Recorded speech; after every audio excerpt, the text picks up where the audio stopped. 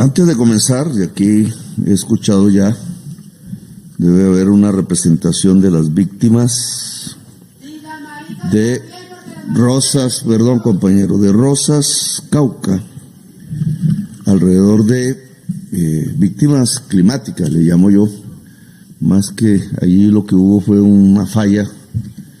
Hicieron la carretera hace mucho tiempo, la Panamericana, encima de una falla geológica y se cosechó las consecuencias. Esa falla atraviesa toda Colombia, llega a la zona vieja cafetera, es la que estuvo moviéndose cuando el terremoto de Armenia, pasa Antioquia, está muy cerca de la represa de Hidroituango. De alguna manera u otra, la ingeniería nacional y la capacidad de planificación del Estado pareciera pasar por encima del riesgo. Y obviamente darle la espalda al riesgo significa la pérdida de vidas humanas. Pero aquí hay otra pérdida de la cual tengo que pedirle perdón a estas víctimas.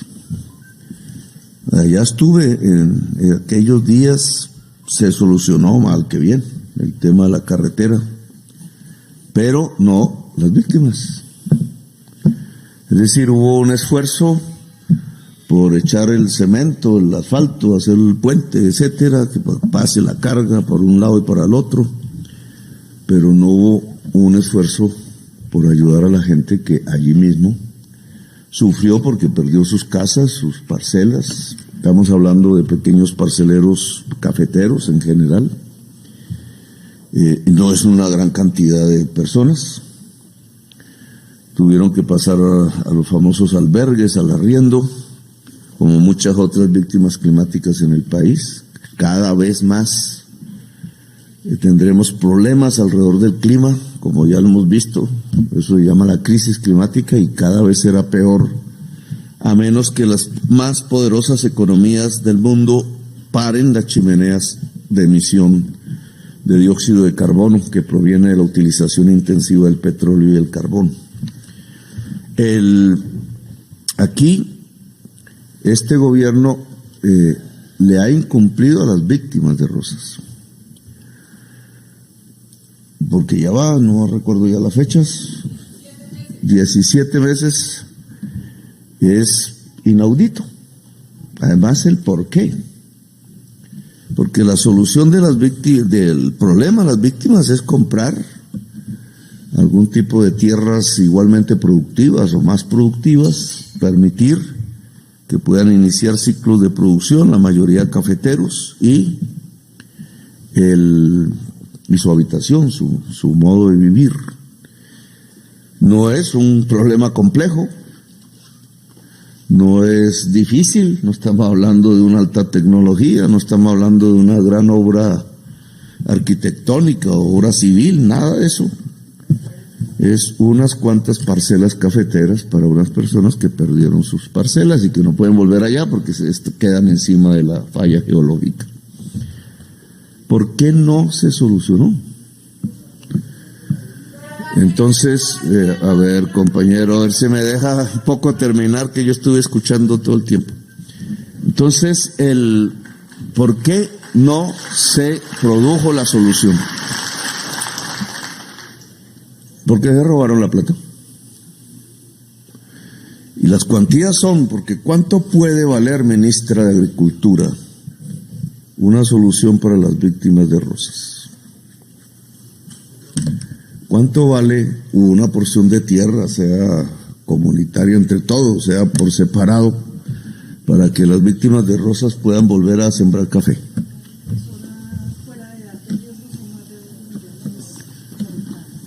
Sí, pero ya verían, ¿cuántas víctimas hay en Rosas? No, pero familias. Entonces multipliquemos 266 por 50 millones. Entonces ustedes tienen una cantidad, si mi matemática no me van mal, de 1.330 millones de pesos. 1.300 millones de pesos es el apartamento de un señor de clase media en Bogotá. Un apartamento, ni siquiera en sitio lujoso, es clase media. Y el gobierno no fue capaz de entregar 1.330 millones de pesos a las familias para que tuvieran una finca cafetera. La verdad es que si la tuvo, esa plata, le pueden poner 3 ceros y la tenía la entidad. UNGRD, un garabato que significa una Unidad Nacional de Gestión de Riesgos y Desastres. Tenían su presupuesto esa cifra más 3 ceros a la derecha, no a la izquierda, que no valdrían, sino a la derecha. A la izquierda sí vale, pero así es como se cuenta aquí. Entonces, porque tenía más de 1 billón de pesos, mucho más que 1 billón de pesos. Y van 2 años, es decir, la UNP ha tenido más de 2,5 billones de pesos y no ha podido comprar una finca o varias fincas que valgan en total 1.300 millones de pesos para las verdaderas víctimas de un desastre natural, que es la función de la UNGRD. Las cuentas nos dan, y todavía hay que hacerlas mejor, que 1 billón de pesos fueron trasladados a municipios de Santander, donde no había desastre natural. Ahí fue rápido. Eso no fue 17 meses, eso fue así, sin que nadie se diera cuenta. Es más, no sale ni en la prensa todavía, porque en la prensa salen solo los carrotanques. Pero esto no sale. ¿Por qué donde no había desastres? ¿Por qué se fue una tan enorme cantidad de dinero a hacer algunas obras que hay que mirar ahora? Si se hicieron, no se hicieron, se están haciendo, o qué pasa con esa plata. ¿Por qué no hubo ni para las víctimas de Piojó, donde yo estuve allá andando en el barrio que se cayó en la montaña cerca de Barranquilla? ¿O por qué no hubo para La Mojana? ¿O por qué no hubo para allá al sur de Bolívar, donde se inundó entre Pinillos y Monpós? ¿Por qué no hubo para Rosas, etcétera? Que son los desastres que nosotros hemos tenido en este gobierno, que los hemos visto, que hemos hablado con su gente. ¿Por qué ni un peso? Y el dirigente de eso es que izquierdas, que es que pone el pueblo por delante. Eso se llama una quiebra moral completa, no solo de un individuo, sino de la concepción misma que se tiene que tener para gobernar. Y ante eso, porque es una ignominia, no hay más que pedir perdón, porque no tiene explicación, que no sea la codicia. Hicieron esos movimientos para robarse la plata. Y dejaron gente pobre, sufrida y en problemas, no solo gente pobre y sufrida, sino en problemas, para poder seguir viviendo sin una sola ayuda, sin la mano del Estado, sin la mano del poder público, tan miserables como el peor de los neoliberales que haya gobernado a Colombia. Por eso la corrupción no tiene color político. La corrupción es una degradación del corazón y de la mente. Y aquí pasó. Y entonces eso tiene que ser resarcido. No puede ser posible que un Estado no sea capaz de comprar 1.330 millones de pesos en tierras. 13.000 millones de pesos en tierras. Eso vale media hacienda. Hermano, voy a nombrar personas dueñas de haciendas porque conocemos muchos. Vale más la tierra de ellos que lo que se necesita para solucionar el problema del café, ministra de Agricultura. Café. Y comienzo por aquí porque hay que decirlo. Porque además tiene que ver con lo que sigue, aunque no en la misma dimensión ni tragedia como esto. Allá, cuando sea viejo, el que sea responsable sean, porque son varios responsables de esta situación, no podrán mirar a sus nietos, no podrán mirar a los ojos. Se robaron el dinero del pueblo después de decir durante décadas que defendían al pueblo. Pero aquí está planteada una situación más amplia que tiene que ver con la región, y diversa, y aquí sí más compleja. Ahí sí no es tan fácil de solucionar, que tiene varios elementos. Me pasas ahí la libretica que se me quedó, que tiene varios elementos de acuerdo a lo que ustedes mismos han hablado y de lo que hemos recogido durante todo este tiempo, que varias veces hemos venido aquí, incluso a recoger cadáveres,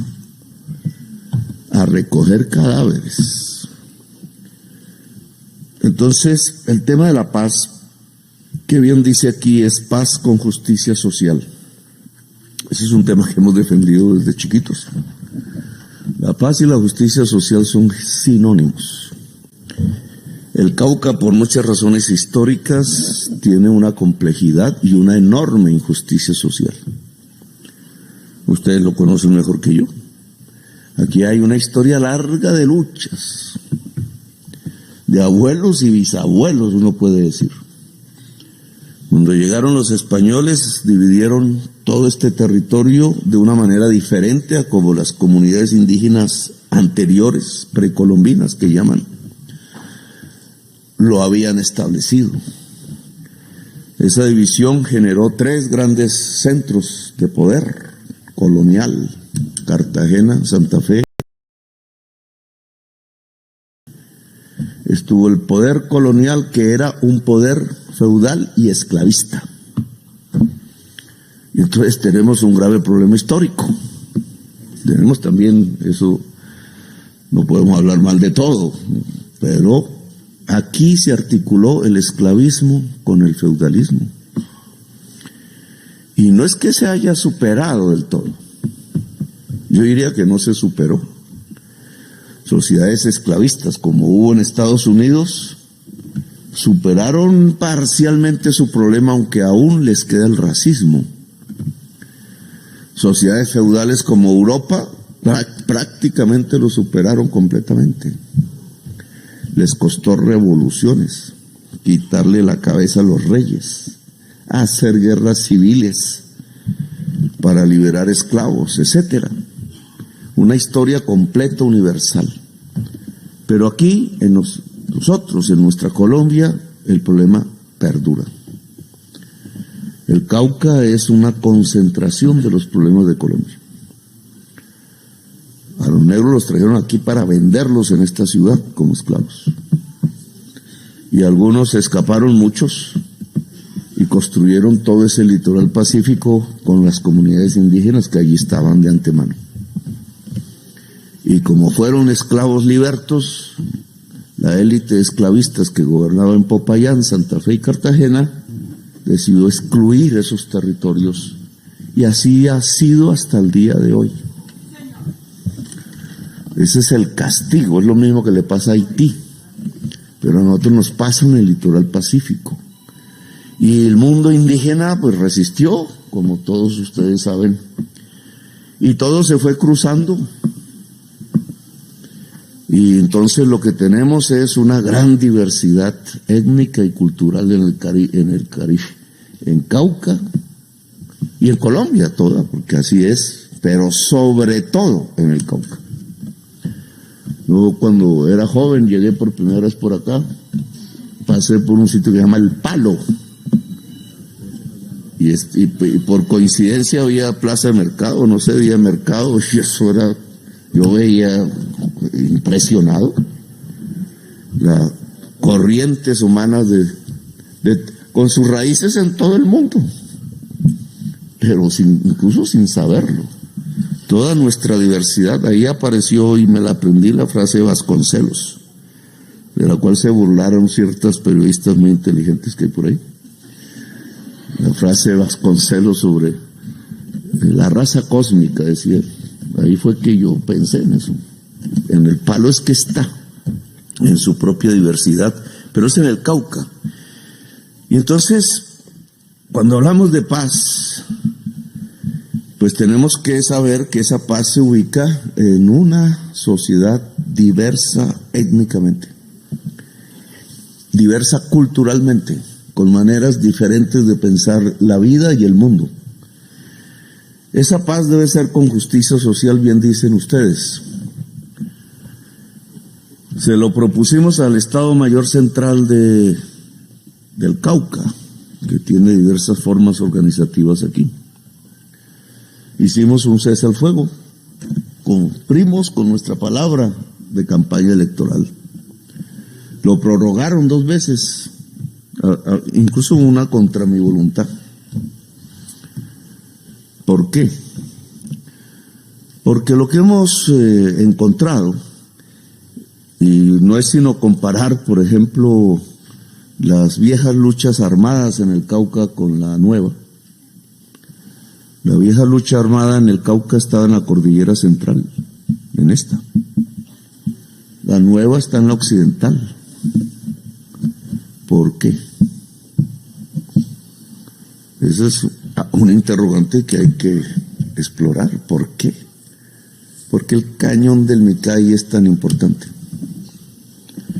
¿Y por qué el Plateado se volvió en el florero de Llorente y el punto de discordia que rompió el cese al fuego? Fueron los programas para solucionar los problemas del pueblo. Fue el tema agrario, fue el problema de la autonomía indígena, fue la necesidad de empoderar las comunidades afro, fue la educación pública, fue la salud pública, fueron las vías, ¿no? Fue que nosotros quisimos volver realidad uno de los párrafos que estaban escritos en el primer punto del cese al fuego. Se hará un protocolo para iniciar el proceso de sustitución de cultivos ilícitos. En la segunda reunión dijimos, hagamos ya el protocolo. Dijeron no. No todo el MC, sino los del Cauca. Dijeron no. ¿Y entonces por qué? La respuesta es simple. Fea para algunos, porque algunos todavía piensan, yo ya no, en las viejas guerras y luchas, incluso revolucionarias, que han pasado por el Cauca. Por el Cauca ha pasado casi toda la violencia de Colombia en toda su historia. Pero eso no tiene nada que ver con que no se haga un protocolo de sustitución de cultivos. A menos que no se quiere, es porque se quiere seguir traqueteando. Me dijeron que aquí no debo usar esa palabra, que significa otra cosa. Entonces uso otra. En una economía ilícita, que ahora son 2, porque no es cocaína sola, sino ahora es oro ilícito. Porque no se puede poner de acuerdo alguien que diga que está en armas, que quiere hacer la paz, en salir de una economía que no nos sirve. Claro, eso significa ir construyendo otra que sí sirva. El café, por ejemplo, bien lo dijo el compañero que habló aquí, el café, el cacao, etcétera, y no solo el café, porque entonces sino la industrialización del café, la del cacao, etcétera. Bien hubiéramos podido decir, no, pero es que el gobierno no se mueve, no llega, habla y no llega, y entonces hablan de café, y en el Micay no siembran una mata de café.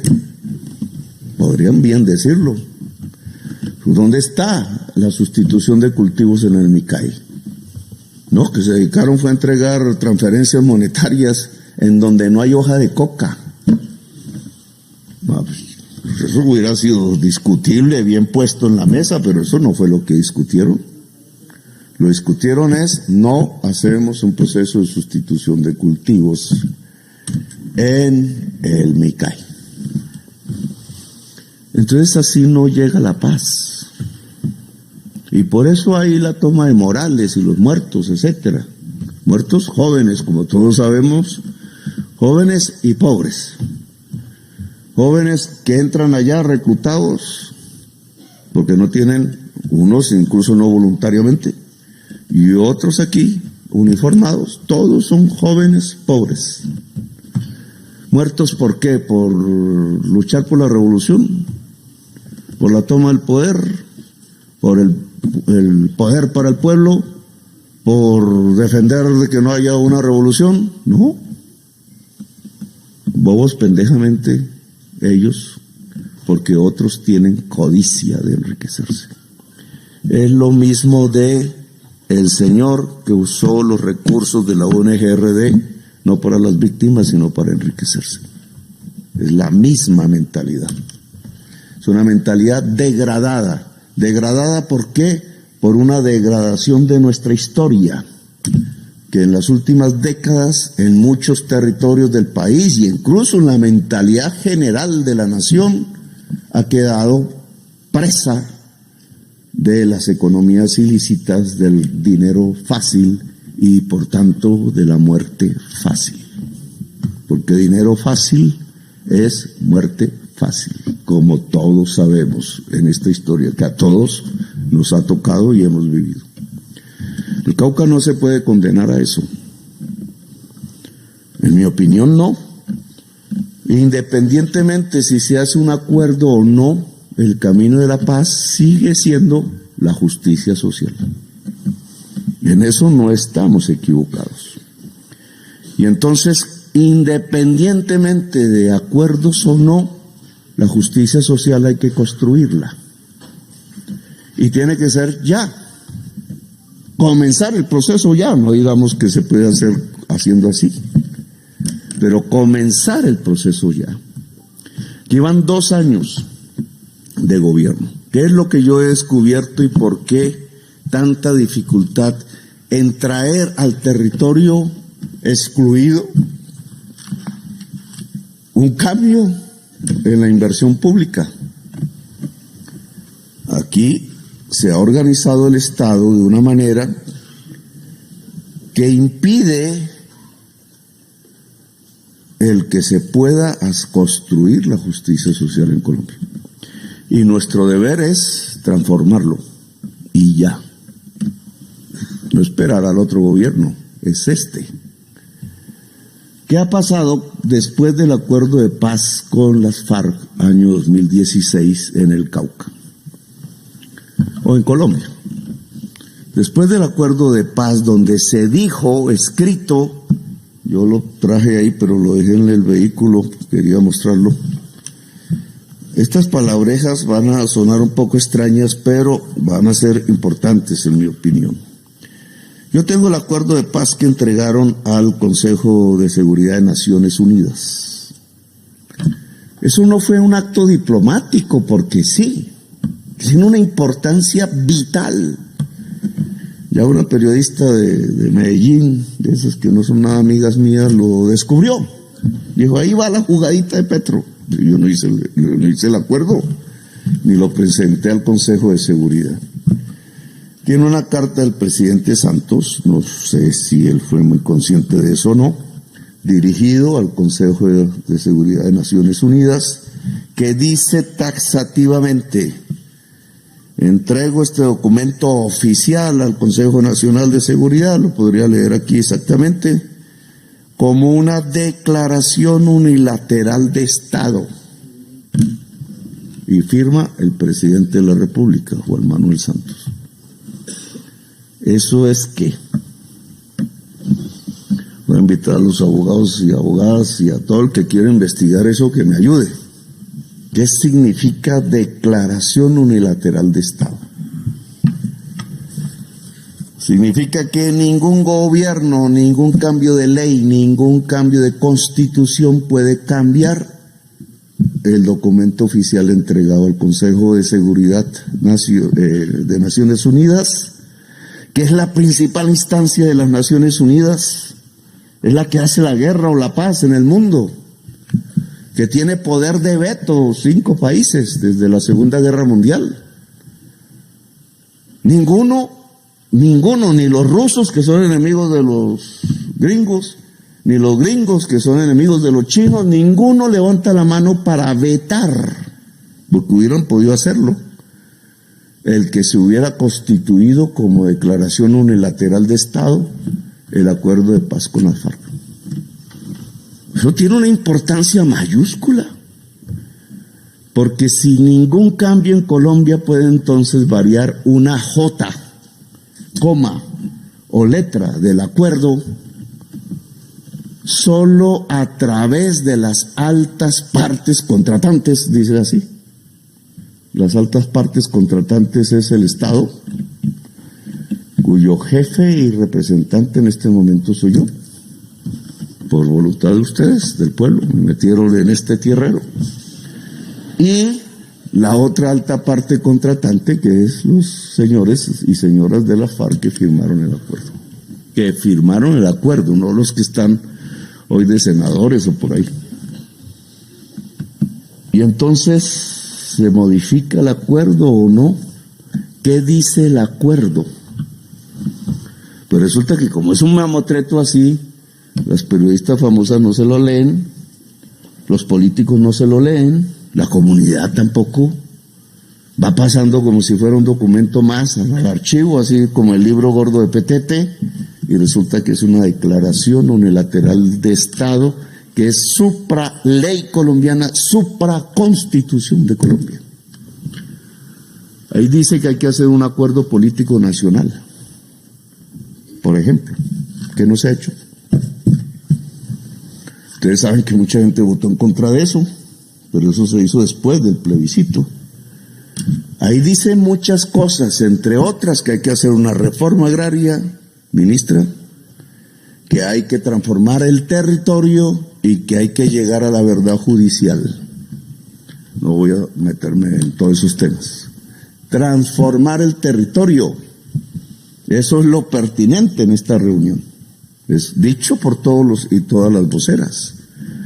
Si el acuerdo de paz, que es supraconstitucional, habla de transformar el territorio, y uno de esos territorios es el Cauca, ¿por qué no lo estamos haciendo?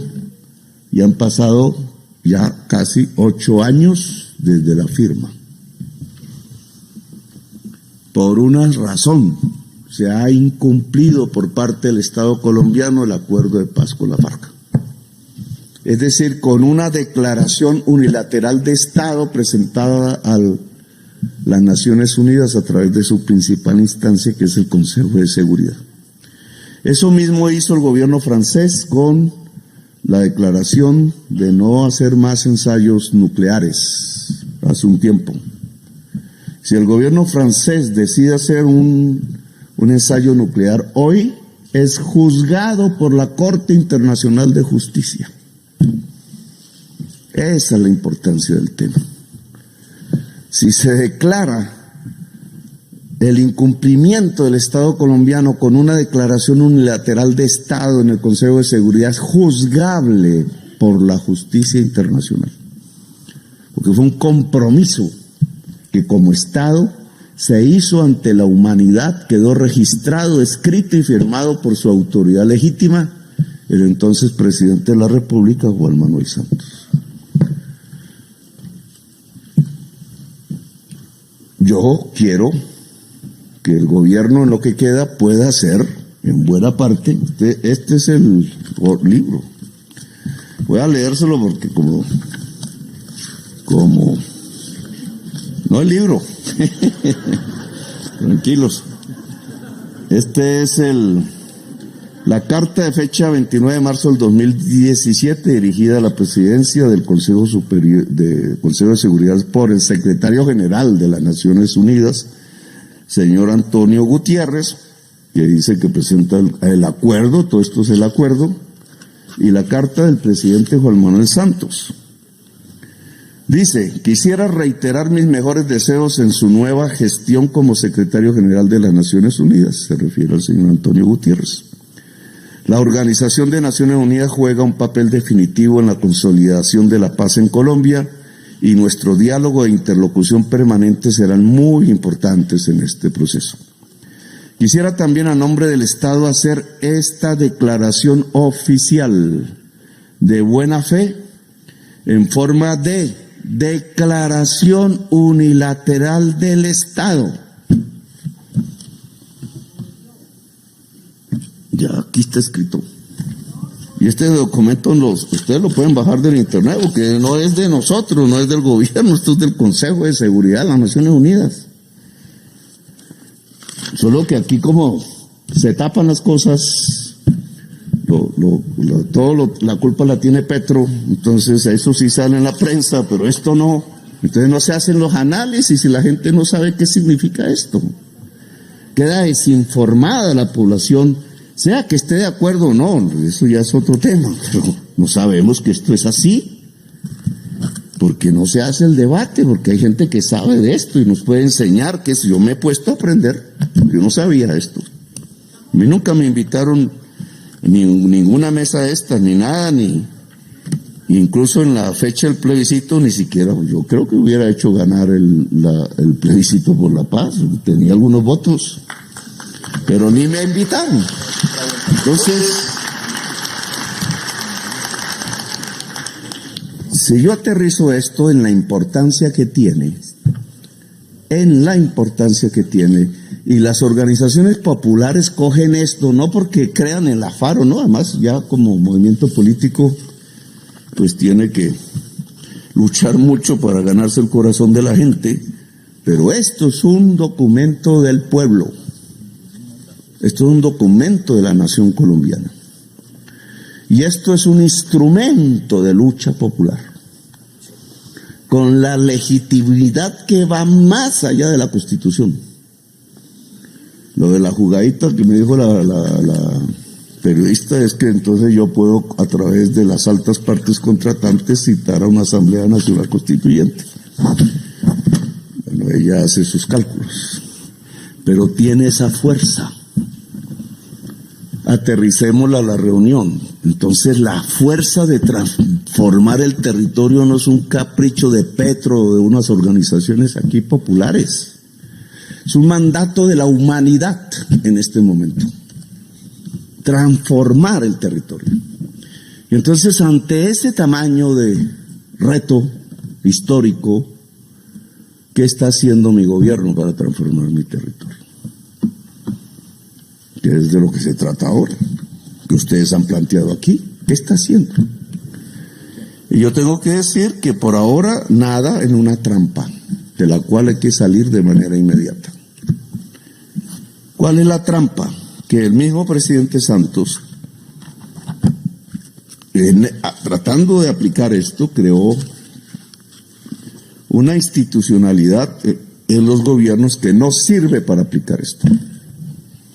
Acuérdense de esa época, no está muy lejos, que el fast track, las leyes que rápidamente aprobó el Congreso, pero que no tienen que ver con los 3 puntos fundamentales, ni con la reforma agraria, ni con la transformación del territorio, ni con la verdad judicial.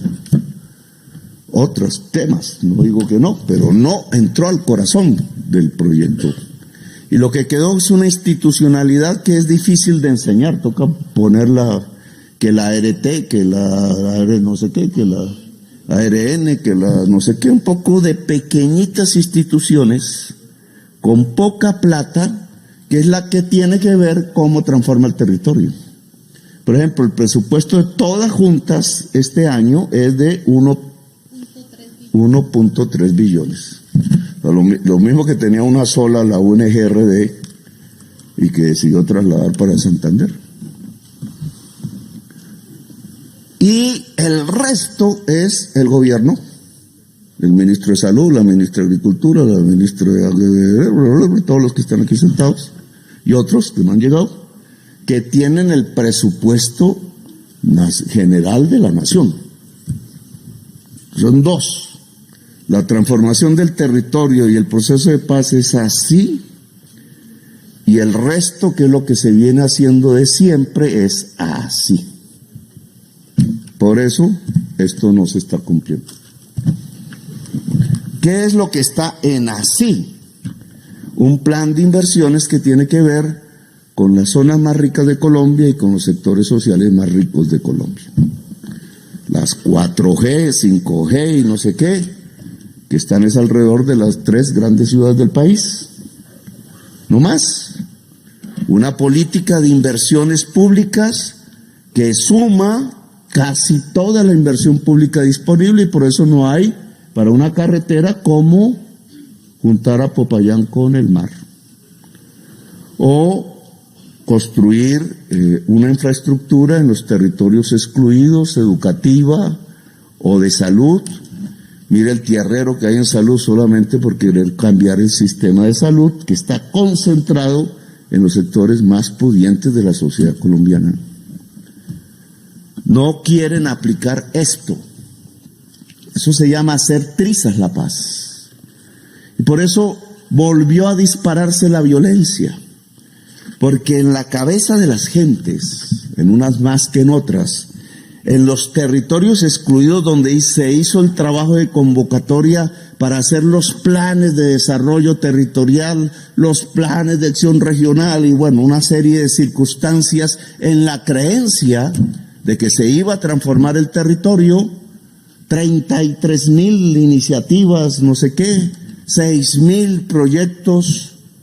Ya no me recuerdo todos los nombres que le pusieron a esos, 6,400 proyectos.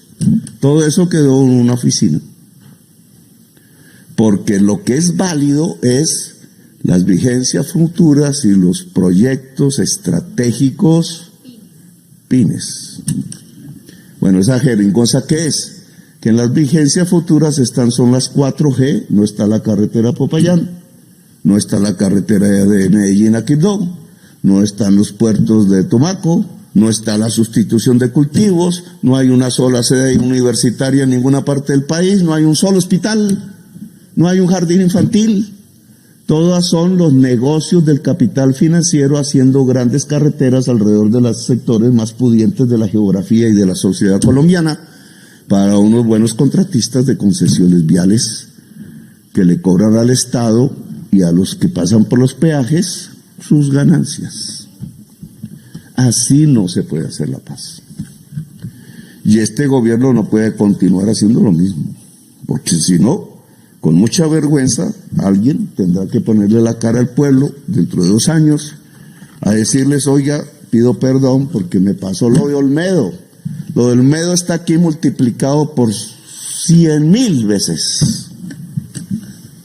Lo que hay aquí es muchos Olmedos, porque incumplieron la paz de Colombia para hacer negocios, para mantener un proyecto del gran capital, que es el que ha mantenido este país en la desigualdad social y bueno, toda la historia que ya conocemos. Pues tenemos que incluir el territorio, y el territorio se incluye social y económicamente es a partir de, voy a decirlo así, sustituir unas economías por otras. Le guste o no al MC, este gobierno tiene que hacerlo, porque es el camino serio de construir la paz. Eso significa que el cañón de Micay debe tener su embalse, que está el proyecto ahí, gobernador. No se le olvide eso, porque si el interesado no está ahí pendiente, los problemas lo van llevando a uno. Las urgencias quitan lo importante. El Micay puede tener un embalse de cara al Pacífico que entonces nos sirve porque cuando hay sequía en la región andina como la que acabamos de vivir, la región pacífica llueve. Y entonces este problema de la energía se equipara. Pero además porque llevaría energía eléctrica al litoral pacífico, limpia. Y además porque cambiaría todo el cañón que se volvería productivo, porque se tendría que tener carretera. La carretera la hizo el MC, ¿o no? Y los no digo los traquetos, los narcotraficantes. ¿O no la hizo? Entonces, ¿por qué el gobierno no la hizo? Porque estaba haciendo el túnel del Toyo y la ampliación de la autopista del norte. Y me dirán allá, no es que ¿por qué usted nos pone, está resentido, que es que la plata no estira? Si la plata se va para allá, entonces no hay plata para acá. Y seguimos en el mismo problema, la violencia, no lo superamos. Para superar la violencia hay que transformar el territorio, está bien escrito en este documento.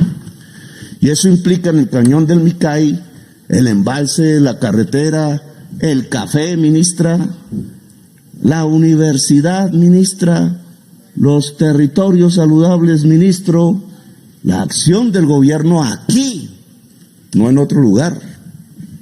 El paseo, hablando con las comunidades por todo el litoral pacífico, pues no es para hacer discurso, que todos los días me lo critican, es para hacer la transformación territorial. Entonces hay que dar unos pasos. El Alexander López sabe cómo es. Tiene que cambiar las vigencias futuras. No hay otro camino. Hay cosas que se pueden hacer más lentos, hay otras que hay que hacerlas rápido. El agua potable no espera. Voy a poner esto un poco en la lógica de lo que como presidente creo. Hay dos condiciones para transformar un territorio, básicas, para no hacer un listado de obras así que nos perdemos en eso, que cuántas obras no se necesitan. Una son las condiciones básicas para poder vivir. La vida como un eje de la transformación del territorio. ¿Cómo vivo yo? Pues con agua. ¿O no? No me estoy inventando una gran fórmula filosófica. Agua potable, salud, saneamiento básico ambiental. Sin eso no vivimos. Y entonces, ¿dónde está el plan de los acueductos de los municipios del litoral pacífico de Colombia? ¿Dónde están? ¿Dónde están los proyectos? Porque todo eso es con ingenieros y tal. Bueno, hagámoslo. ¿Dónde está en el cuadro de vigencias futuras? Entonces tenemos que meterlo ahí, porque si no estamos hablando carreta incumpliendo esto. Agua potable, salud y saneamiento básico. El agua y la salud. Las condiciones básicas para poder vivir aquí en el Cauca. ¿Y el otro elemento cuál es? Producir, trabajar. La transformación económica o productiva o con el nombre que quieran ponerlo. La transformación vital y la transformación productiva son los ejes de la transformación del territorio. Cuando hablamos de lo primero, entonces hay que hablar de acueductos, hay que hablar de petares, hay que hablar de centros de salud, puestos de salud, de equipos médicos y médicas, de facultades de medicina, que todavía no ha inaugurado la primera, ministra. Facultades de medicina en el territorio. Porque si no, ¿de dónde salen los médicos? De Bogotá no van a venir así en gran cantidad a ver. Tiene que salir de la población negra, tiene que salir de la población indígena, tiene que salir de la población mestiza, de Popayán y del pueblo, y de abajo junto al mar y de arriba junto al páramo. ¿De dónde más? Eso implica, ¿verdad?, que sea la universidad indígena. Bueno, hagámosla, pero una facultad de ciencias de la salud de la universidad indígena, y que sea también de la de Popayán también, pero hay que hacerlo y tiene que ser gratuita, porque si la matrícula a 20 millones de pesos el semestre como en los Andes, pues nos fregamos. Tiene que ser gratuita, y eso es lo que permite que una salud vaya llegando a la población, se vaya articulando. ¿Cuánto valen los acueductos y petares en el Cauca?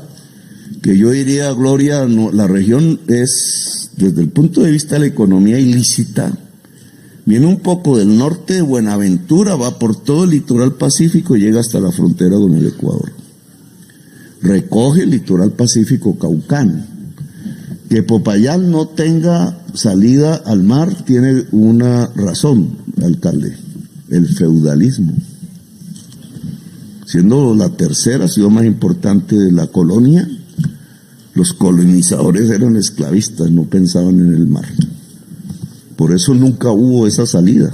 Ahora hay un poco de trochas hechas por el narcotráfico, pero hay que hacerla.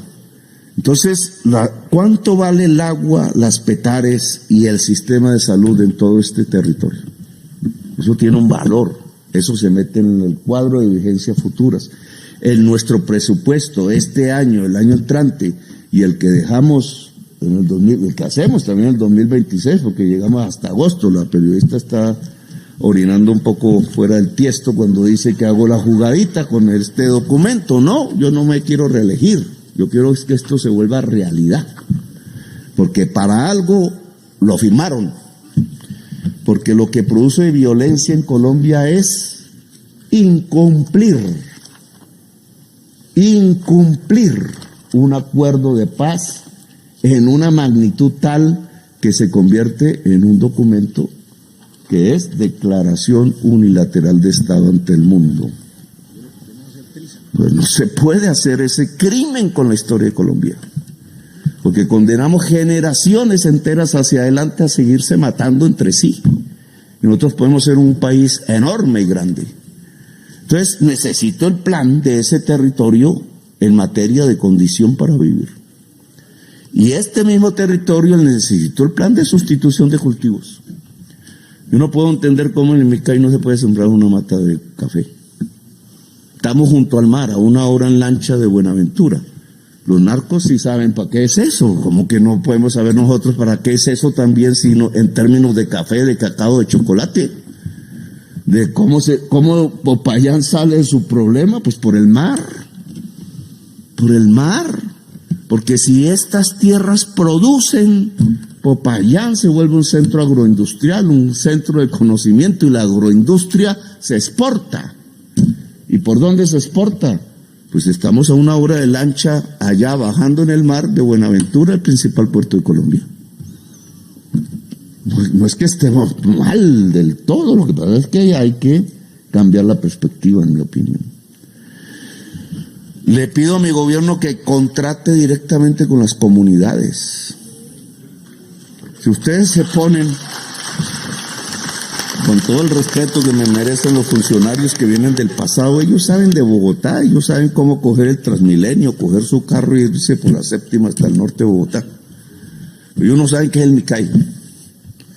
Ellos no saben qué es Guapi. Ellos no saben qué es Puracé. Ellos no tienen ni idea. El macizo colombiano. Y ellos dicen, ¿y saben dónde queda? El macizo colombiano. Pues donde nacen todas las aguas de Colombia. Pero no lo saben. Y entonces, eso no puede ser atravesado por una serie de decisiones que no son del territorio y con una serie de contratistas que quizás ni llegan al territorio. Tienen que ir con la organización popular. ¿Cuál es el miedo a contratar con un cabildo indígena? ¿Cuál es el miedo de contratar con con consejo comunitario? ¿Por qué las víctimas de Rosas no pueden escoger las fincas que nosotros podemos comprar? ¿Por qué no? Pueden escogerla mejor, porque saben más de una finca cafetera que nosotros. Yo no he sembrado una mata de café. Sí sembré muchas de maíz alguna vez. Entonces, contraten con la comunidad, empodérenla. Porque la contratación entre el Estado y el señor Odebrecht, pues empoderó al señor Odebrecht, ¿no? La contratación del Estado con los señores Solarte empoderó a los señores Solarte. La contratación del Estado, bueno, no voy a seguir mencionando nombres. La contratación del Estado con el Cabildo Indígena, con la Junta de Acción Comunal, con el Consejo Comunitario, pues empodera a la organización popular. Y el empoderamiento de la organización popular, pues es poder para el pueblo. Es poder para el pueblo. Se llama democracia. Es el principal blindaje para construir la paz y la transformación de Colombia. Es el pueblo mismo. No tenemos que ir a buscar en otros lados. Es el pueblo mismo. Aquí dejo porque me extiendo mucho. Hay un largo listado de cosas que quisiera. Aquí está el embalse del Micay, gobernador, porque digamos una agenda. La salida al mar, que hay que ver por dónde, porque también puede ser por el Micay. La sustitución de cultivos, Gloria, aquí no más transferencias. Eso nos tienen que ayudar a ustedes y ustedes. Porque claro, una familia que reciba un billetico es chévere. Pero nosotros lo que necesitamos es sustituir el cultivo. Sustituir el cultivo es cambiar una forma de producir y de vivir por otra. Si no, ¿cómo se vive? Y entonces esto es más complejo. Yo quiero ver un Micay cafetero, cacaotero, y habrán otras cosas que no los... y no cocainero. Si lo logramos, como bien dijo el compañero aquí que habló al final, si lo logramos, hay paz. Los mismos muchachos del Estado Mayor Central se vuelven cafeteros, se vuelven cacaoteros, se vuelven personas del trabajo y de la comunidad y no combatientes de la muerte y de la codicia. La doble calzada de Ecuador, que nadie habló, pero es fundamental, porque es que Popayán llega al mar, Popayán llega a Bogotá, que es lo que siempre pensaron, Bogotá llega al sur de América, si hacemos la doble calzada, que es una decisión de este gobierno, pero que hay que mirar si está avanzando. La diversidad productiva en el valle geográfico del río Cauca, no lo mencionaron, tampoco no lo vi, pero aquí hay un conflicto interétnico y ustedes también tienen que ayudarnos, porque si el conflicto interétnico se profundiza, los armados utilizan a indígenas, a negros, a mestizos, campesinos, a que se maten entre sí mientras ellos controlan el territorio. O sea, se pierden las luchas populares del Cauca. Hay que hacer un pacto interétnico, que es un pacto de paz, y ese no depende tanto de nosotros, ayudamos. Pero aquí las comunidades tienen que encontrar fórmulas de convivir en el departamento del Cauca. Y como arriba la tierra se estrecha y su fertilidad, que solo es solucionable a través de procesos de industrialización agraria, ministra, abajo la tierra es más fértil, pero más cara. Yo no he podido entregar la hacienda Emperatriz, por ejemplo. Famosa, yo era un jovencito y hablaban de la hacienda Emperatriz, para arriba y para abajo. Y ahora que la compramos, no se puede entregar a la gente porque se agarraron entre ellas. Vale mucho, hay hasta una aceptación de los dueños tradicionales, dueños del uso tradicional del valle geográfico del río Cauca, que es la caña, para diversificar, porque la diversificación salva a Popayán agraria, la diversificación agraria, pero ahora tenemos que el conflicto entre comunidades étnicas no permite usar el territorio de otra manera en el valle geográfico del río Cauca. Y hay que hacerlo porque es más espacio vital. La salud, el agua y la educación de la que yo hablé. Y ustedes han propuesto otra serie de temas que nosotros recogemos aquí. El tema de los títulos mineros en el macizo, no entiendo por qué todavía hay. Que la Corte Constitucional ordenó una revisión de eso. El tema del agua potable de la que ya hablamos, la Universidad Misac, que no la había escuchado, eso tiene que ver también con conflictos interétnicos que hay que solucionar, que debería ser una plural, la universidad indígena debería ser plural, pluriétnica y pluricultural, demostrándole a Colombia cómo es que se hace eso, no monocultural, y etcétera. Digamos, son discusiones indudables, el ego centrista de la etnia que es en todo el mundo, que hay que regular porque los arios hicieron de eso el fascismo allá en Europa, y yo creo que todavía sigue ahí. No es sino ver la reunión de Vox en Madrid. No hablo del presidente latino que fue allá porque prometí no hablar más de él, pero es la reunión de todos los fascistas del mundo. Ahora hay una consigna: fascistas del mundo unidos. Donde se unan y tengan el poder, la humanidad se acaba. Por tanto, defender el proyecto democrático es fundamental, y el proyecto democrático es el proyecto de la diversidad. Ojo, el proyecto de la etnia única y superior es el proyecto del fascismo. Así que aquí nosotros que somos hijos de la diversidad, nos tenemos que entender y no nos podemos matar por nuestras diferencias étnicas ni culturales. Gracias por haberme escuchado. Los invito a estudiar entonces este documento y volverlo en lo que en realidad es al mando militar presente, que tiene aquí una responsabilidad grandísima, histórica también. Ojalá lograr una conjunción, fuerza pública y pueblo, que en mi opinión es la base de la construcción de una gran nación.